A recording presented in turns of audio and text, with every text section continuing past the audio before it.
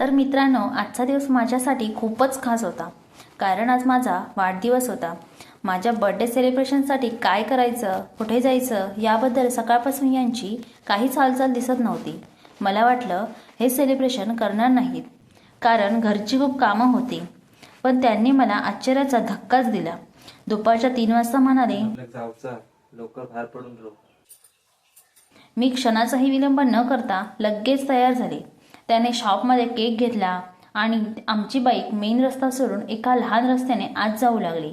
मला कळतच नव्हतं हे कुठे चालले आहेत. माझ्यासाठी ते ठिकाण अनोळखी होते. थोडं पुढे आल्यावर खाडी दिसले. अचानक गारवारा वाहू लागला. मला हलकासा समुद्राच्या लाटांचा आवाज येऊ लागला.